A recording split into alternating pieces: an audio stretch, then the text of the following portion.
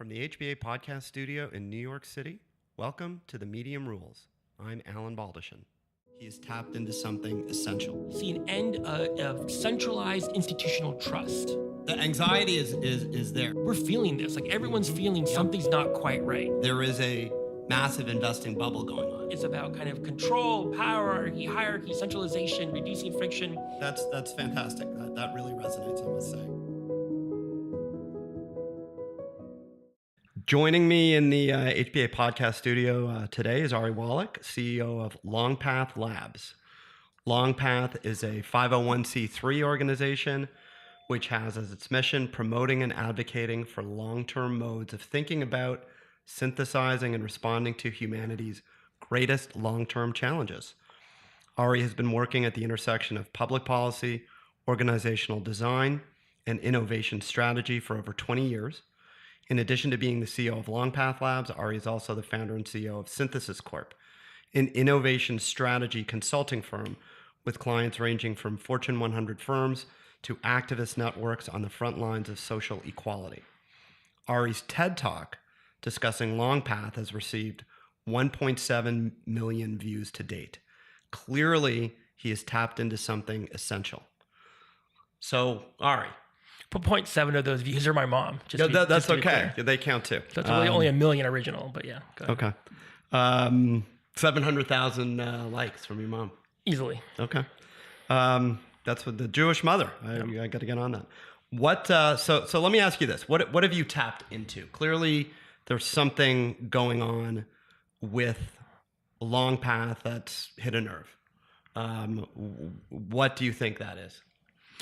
I think it's a confluence of a couple different issues. So just to step back for a second, when I was running Synthesis Corp for the past 10 years, I would meet with CEOs, executive directors, heads of foundations.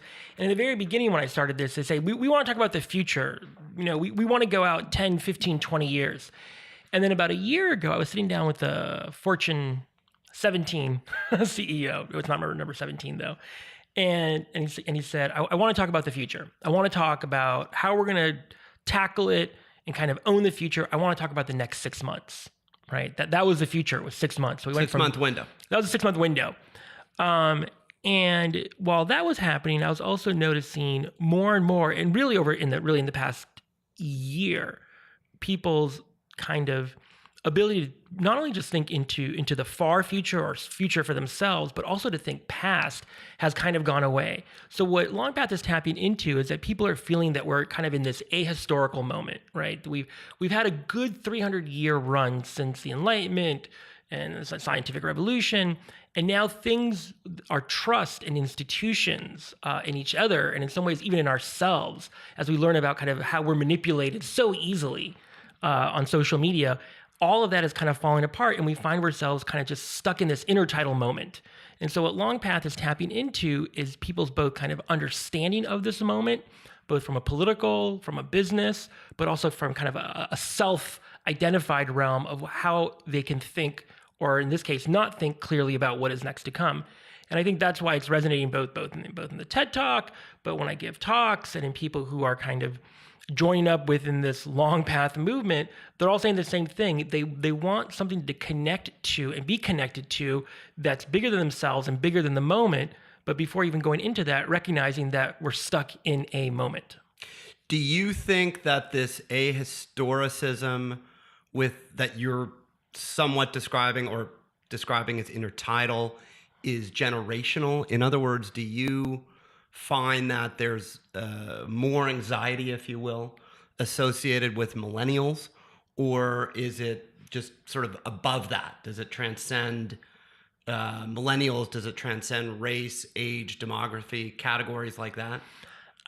I think at this point in time, right now in 2018, it's transcending of all those. That being said, because you bring up something, if we're talking about gender or race or class, people in those communities, and I won't speak stereotypically, but have been feeling this ahistoricism for a while. They've kind of like left out of it. When we see this in the developing worlds, feeling how there's kind of this bifurcation between those who are doing well and those who are doing worse, and they feel kind of left behind, and now they're just kind of stuck, right? That's at an economic level. But and we have that in race. We see institutional failure across the board. To be honest, those in the kind of what I would say socioeconomic ruling classes and elites are now starting to feel what's been happening for a really long time. And we see this, there was decade plus ago, many years ago, more than that, there was like a crack epidemic in this country, which was in many ways, it's a criminal justice issue, but it was also about kind of loss of meaning and purpose and jobs and a whole bunch of set of issues. And we didn't pay that much attention to it. Now we have this massive opioid crisis, which everyone's paying attention to because it's very much a white thing. But the same things that led to those kind of drug-based epidemics are the same kind of underlying loss in trust and meaning in institutions. We're just noticing it more now among kind of the higher realms of what we would consider the kind of institutional elites who in some ways were not having to deal with it as much. Let's just put it that way earlier on. Okay. And so long path and long-termism is a mode of thinking to address the challenges that are inherent in this anxiety.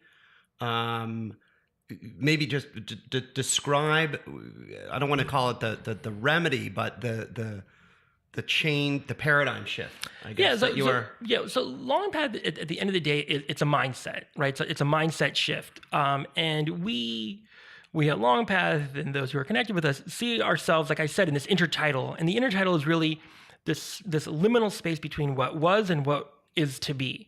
And this happens probably every couple, 300-400 years. And in some ways, it's happening even faster now.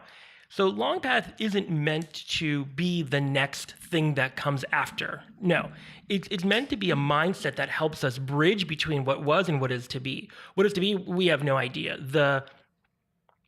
To step the conversation up just 1 degree, our understanding of human consciousness and the norms and cultures and values of what makes up a society at any given point in time, we refer to as like a civilizational OS, right? So every couple of 100 years, there's kind of a new OS, and consciousness is one way of thinking about that, but there's more to it than that.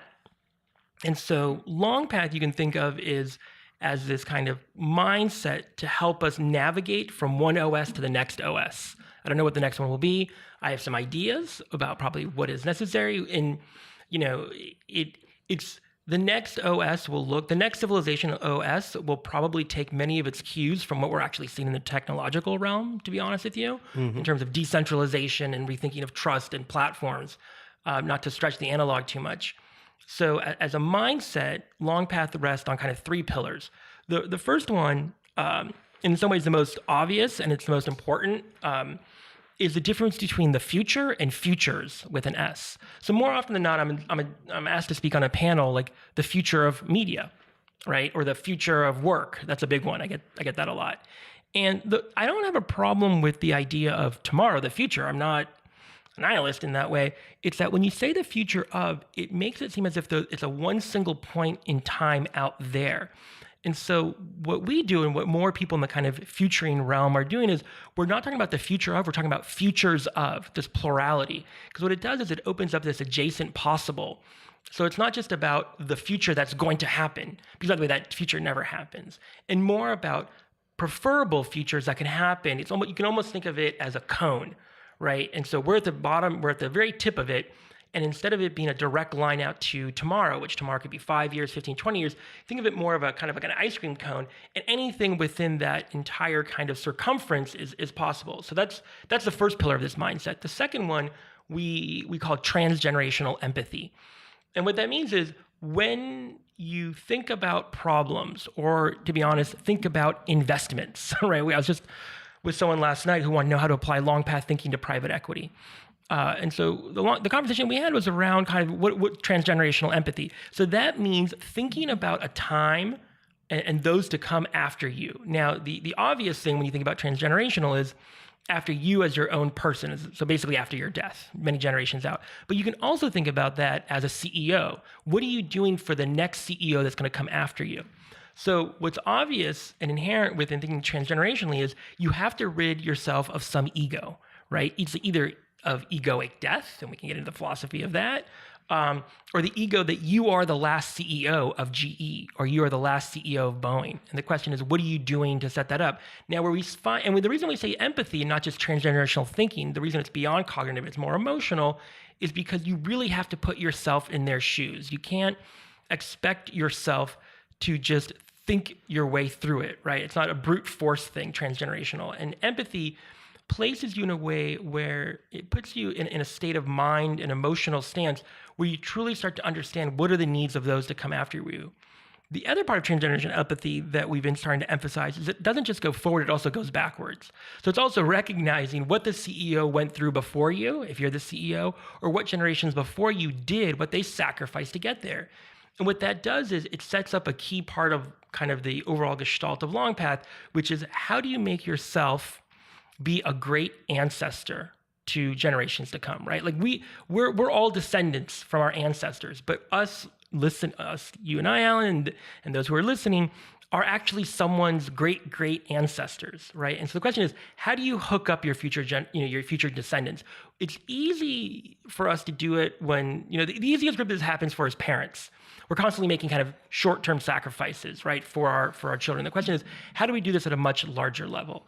And then, so this gets to the third pillar of Longpath, which is what we call telos, T-E-L-O-S, which is Greek for ultimate aim and purpose. And so in the Odyssey, Odysseus was trying to get back to Ithaca. He goes, he sails far away, and there's a shipwreck, and the entire long story, the Odyssey, is trying to get back to Ithaca and get back to his wife and Penelope and get back into power. But through all the kind of trials and tribulations that he comes up against, because he has this ultimate goal of getting back to Ithaca, he's able to always navigate. Ithaca in some ways becomes both a lived goal, but also a North Star. And the kind of key part of why I think we founded Longpath and we're being successful right now is because we're saying, and there's an article by David Brooks about this about a year ago, that we're in a telos crisis. I think he and I are the only people who like to use telos publicly, but that we've lost this kind of ultimate aim and purpose, both as companies, as investors, in some way even as parents, and definitely at the kind of societal or civilizational realm. So that's the long overview of Longpath, but why we think it's kind of resonating is because these pillars that act as a mindset to get us from here to there are missing in the general society. Like everything I just mentioned, it's a future-based society, we're not transgenerational, and we have no clear goal. We're bringing those things back and putting them on the table, and it's resonating with a lot of folks because I think all three of those pillars are actually endemic to human nature. Mm-hmm. So how are you creating, or are you creating community around Longpath? And if so, what does that look like? Like, how do you sort of go about promulgating these pillars and this mindset and actually kind of trying to affect and implant this way of thinking about our big challenges and some of the mega trends that you guys identify, which we'll discuss in a second?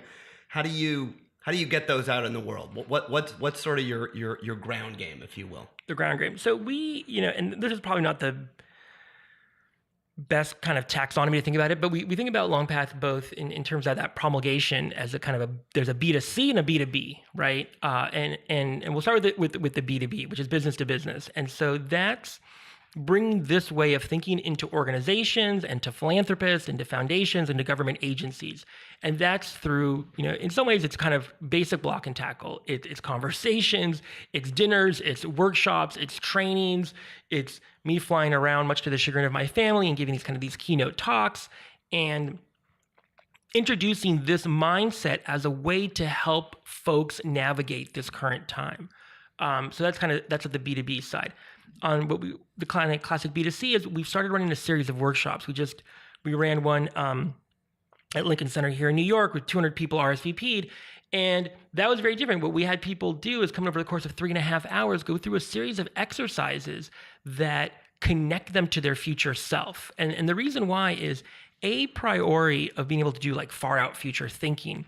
You have to get, for future generations, it's important to get people comfortable with thinking about even the idea of their future self. So someone on our scholarly, Hal Hirschfield, who's a professor at UCLA, did a really interesting experiment where he put a bunch of folks into fMRI machines.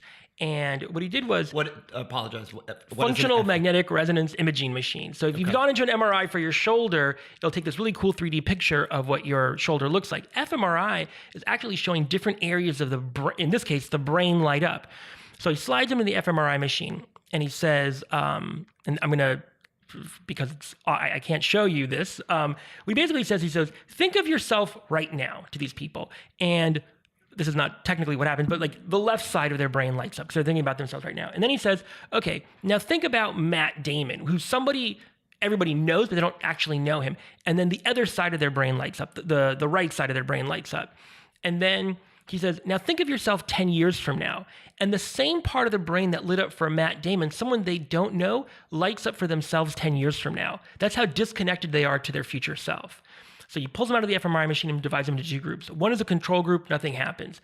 The other group, a couple of things they do. One, every day they look at a photo of themselves, themselves aged like 10 to 15 years on Photoshop with like wrinkles and less hair. And they also write letters to their future self. So these are cognitive interventions in some ways.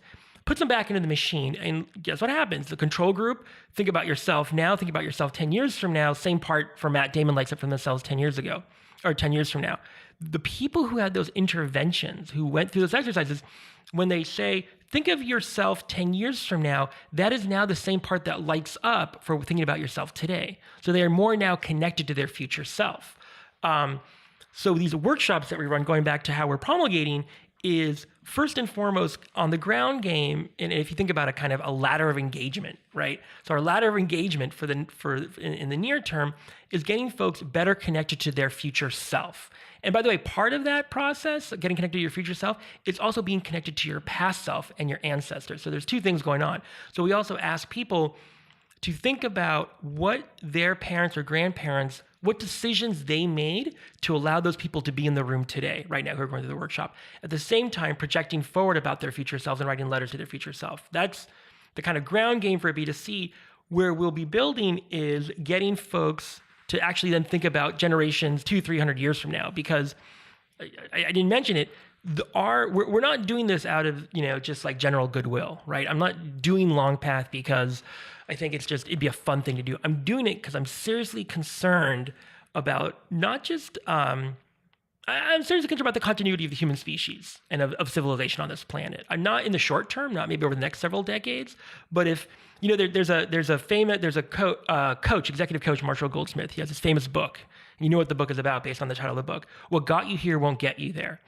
And as a civilization, as a species on this planet, Homo sapiens going back 100,000 years, what got us here won't get us there.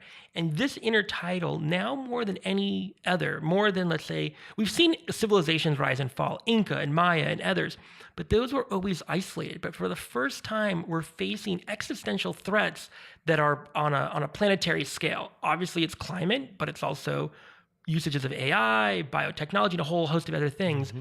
We need to start having conversations about solving the problems that we have, and then also looking smartly and with empathy towards some of the things that are on the table right now, like the ones that I mentioned, if we want to make sure we get through to the other side. I don't know what the other side is, but I think hopefully it's a flourishing global human population on a thriving planet versus a nuclear wasteland. Yeah, I mean, there's a couple of different scenarios, but you look at Mad Max. I mean, this is in the popular culture, right? One of the reasons Longpath is resonating is because the culture right now, the kind of collective unconsciousness is, we're seeing this. We're seeing this in the Hunger Games. We're seeing this in Mad Max movies. We're seeing a kind of ongoing cultural manifestations of our fear of futures that are very bad and dark, right? And I'm not a utopian. I'm not saying, it can be all like, right, unicorns and bunnies. Right, the Genesis planet in Star Trek. Yeah, it's not that, it'd be nice, but like, it's more that we're feeling this. Like everyone's feeling something's not quite right. The anxiety is there, no two ways about it. Yeah. I think you'd be hard pressed to pull out anyone on any street in America who wouldn't, or in the world, yeah, yep, who wouldn't have some identification with what you're saying. Well, that's a good segue. Let me just take a couple of minutes. You were born in Mexico. You grew up in San Francisco. You got involved in politics at a fairly young age. What were some of the sort of mileposts, if you will, that got you interested in thinking about the future, just in your own biography, and thinking and sort of got you to this kind of place where you've got a sort of almost the sort of well-developed, if you will, or developing philosophy modality, which is, on the one hand, why didn't I think of that? On the other hand, pretty novel, and pretty, really describing almost a movement. How did you get here? I mean, my story is, when I think about how I got here, I go back to the early 1920s, right? So most people, when they start their story, they're like, this is the year that I was born. But it's not about the year that I was born, right? Because on Longpath, I'm going to think a couple generations back. So in the early 1920s is actually when my father was born. So I'm a very young-looking 43, but I'm 43.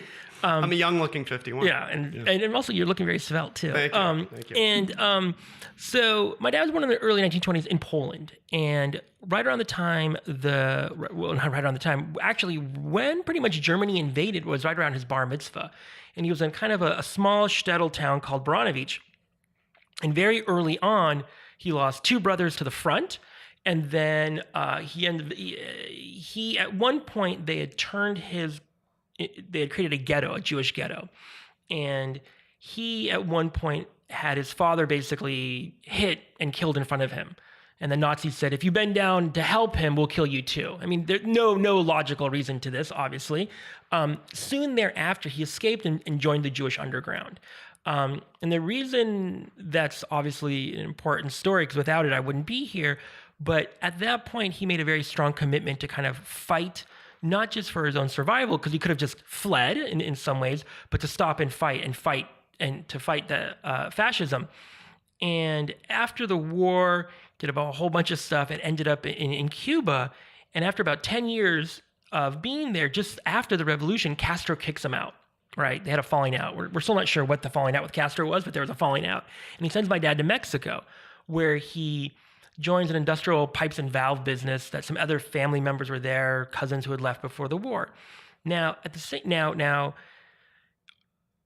this is like now we're probably somewhere like in the late 1960s. My mom, who's born in San Francisco, who's an artist, had been studying under Buckminster Fuller. And so if you don't know who Buckminster Fuller is, he is the guy who gave us a geodesic dome. He's the guy who gave us this idea of synergy. He was probably the first kind of holistic thinker that we had seen in this century, who really kind of pushed the boundaries of how we thought about ourselves as a species on the planet. One of the things that he said, he passed away, was, we have the capital and technology to feed, clothe, and educate everyone on the planet. Why don't we? This was it's an obvious question, right? Why don't we?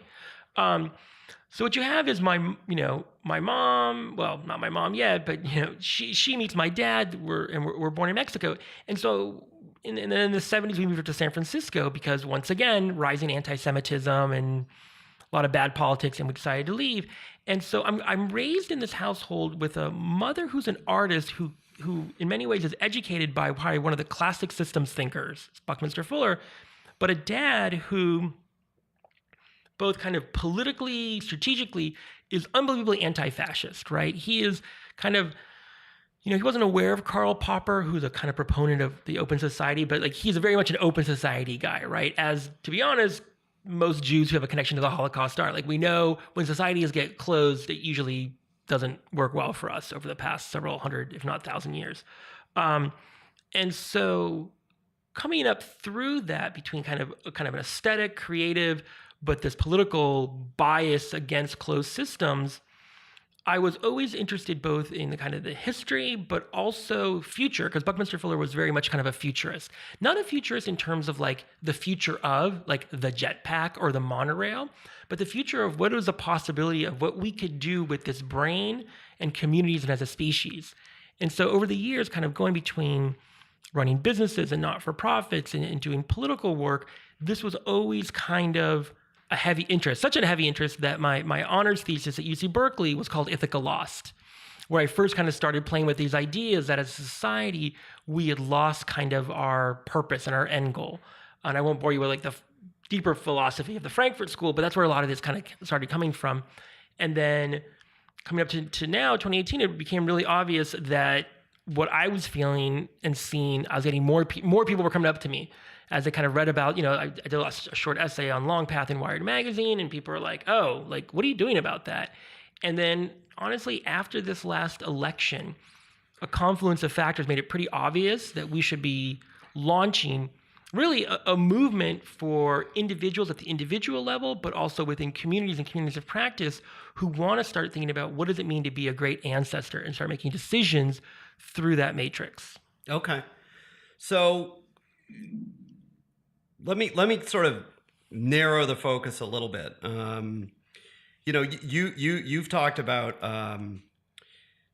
using a Longpath mindset or modality, if you will, decision-making matrix to think about education policy, environmental issues, water scarcity, overpopulation, even parenting. And I think I get that.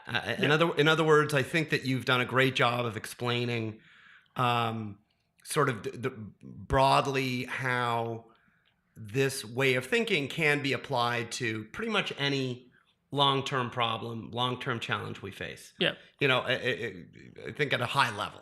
Or even a short-term decision, right? Like, do I or do I not, when I go out to dinner with my kids and they start screaming and yelling, which they always do 30 seconds after we've ordered the food, right, do I take out an iPhone and put on a TV show or not, right? Yes.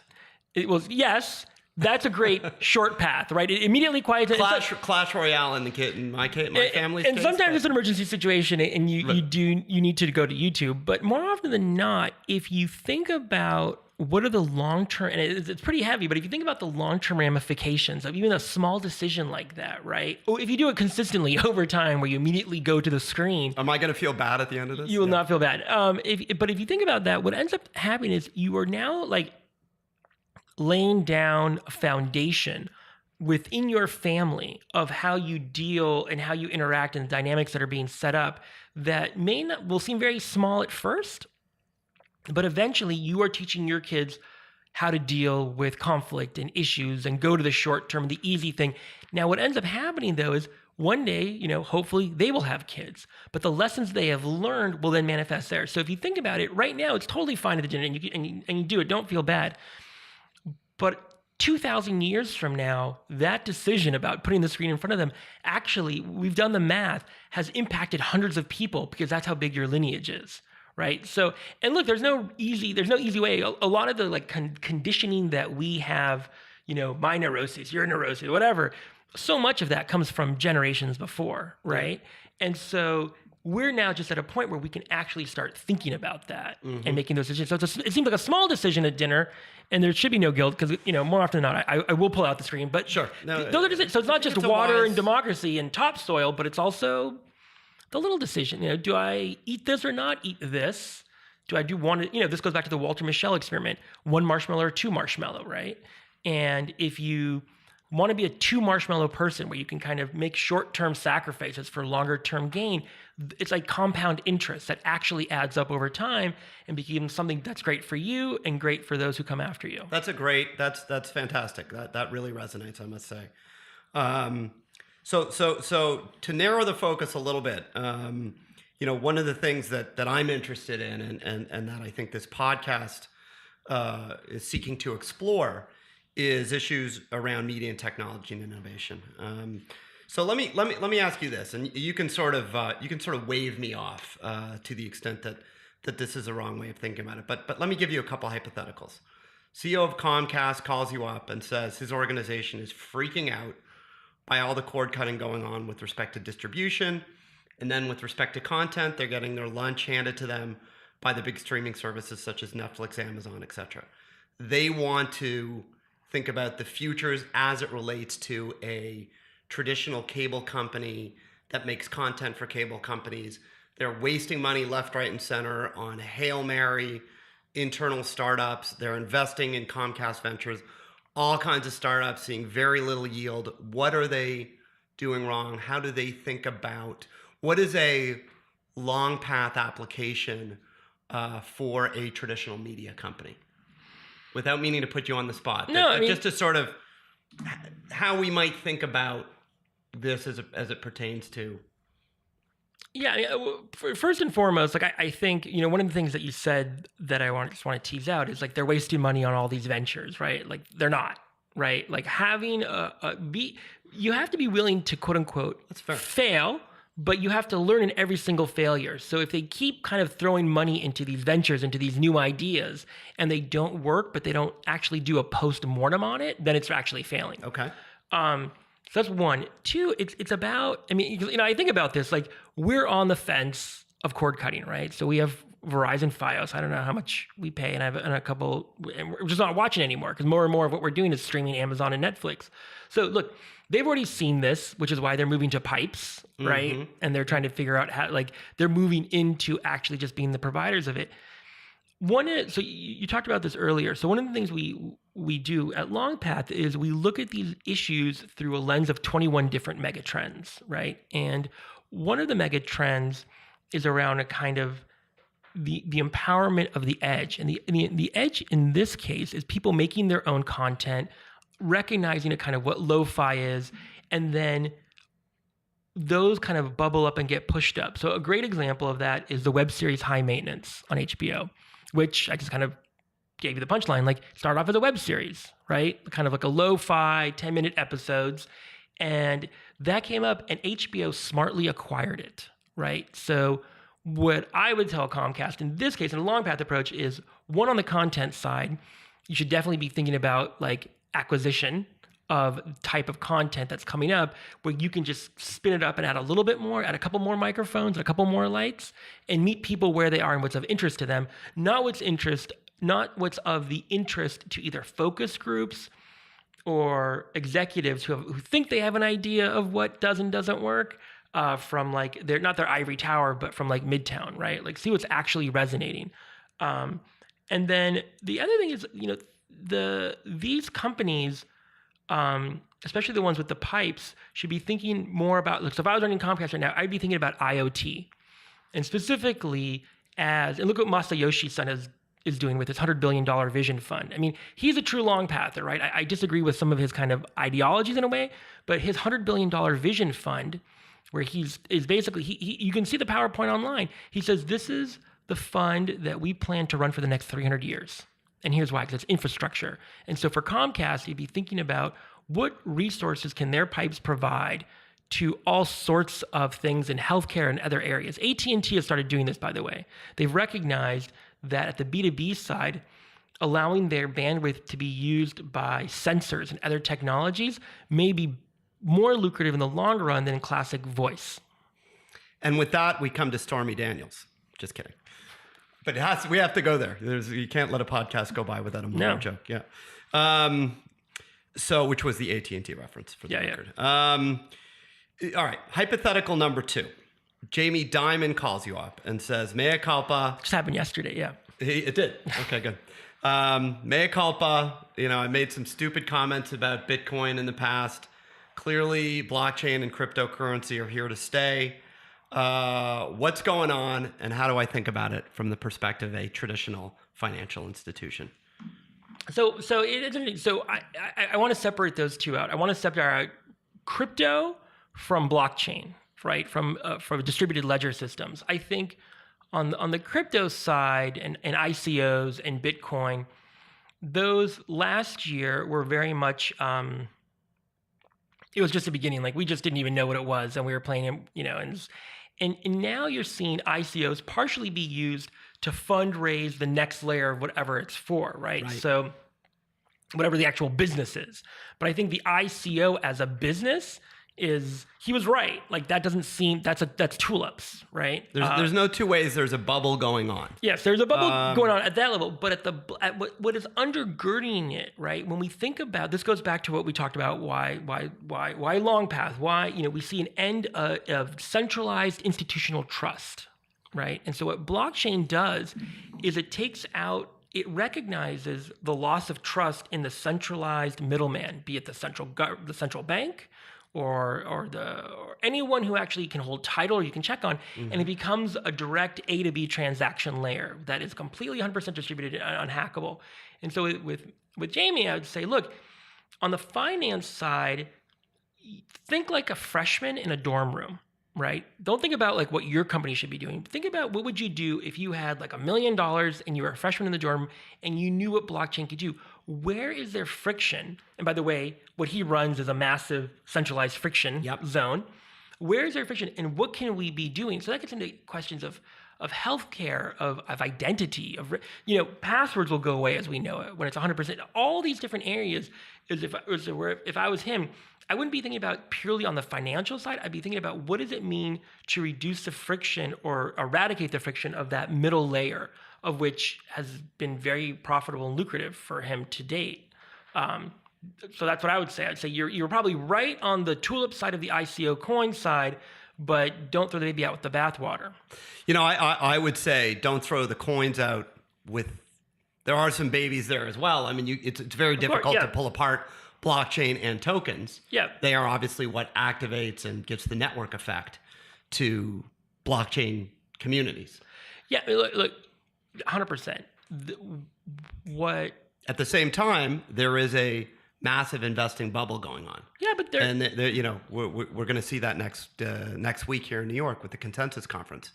But and we'll see who takes a bath, and hopefully it's mostly the investors that can afford to. But I think the root at its root, blockchain will be as important to commerce, transactions, and defrictionalizing the economy and human affairs at a level that we haven't seen probably in 10 or 15 years in terms of, it really is Internet 3.0. Yeah. Or the new Internet per Silicon Valley. Yeah. I mean, look, I was just reading about a company that is I actually don't even know how this works, but it's creating a kind of a blockchain-based OS to go on to mobile phones.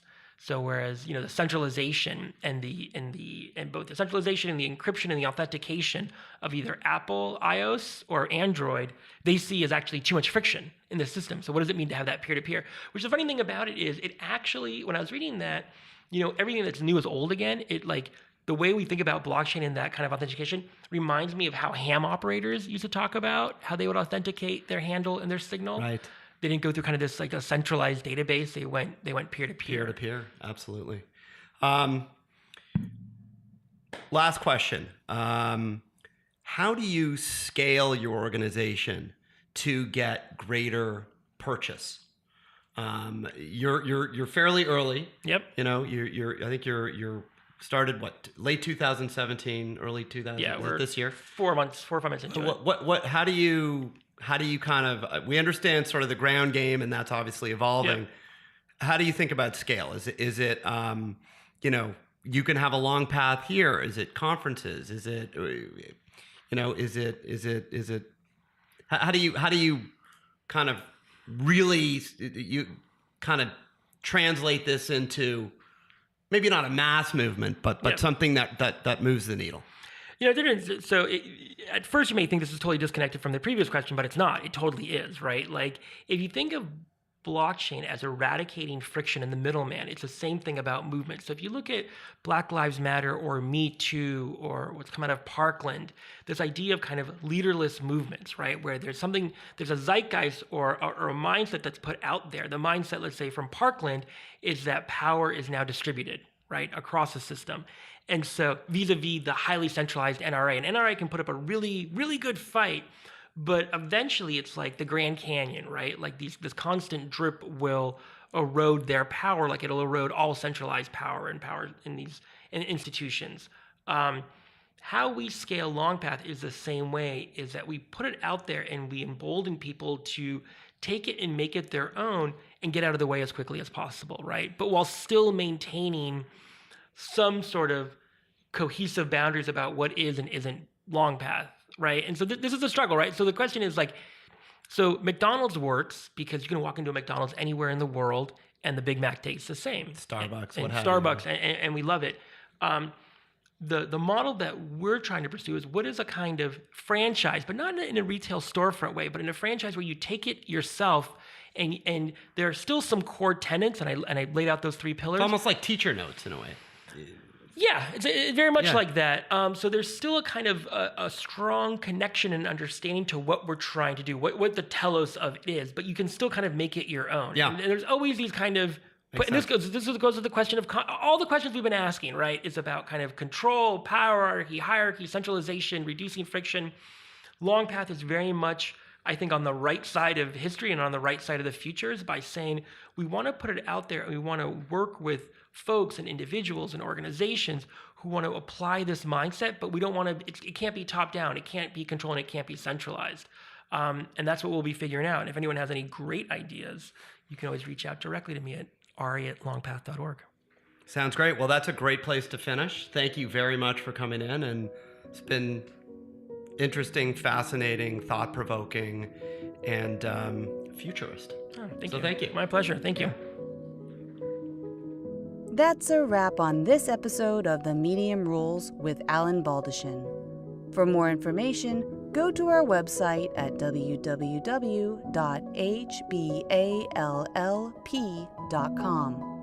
You can also follow us on Instagram, Twitter, and Facebook.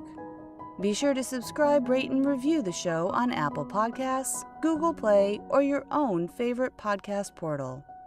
Thank you for listening, and please tune in again next time.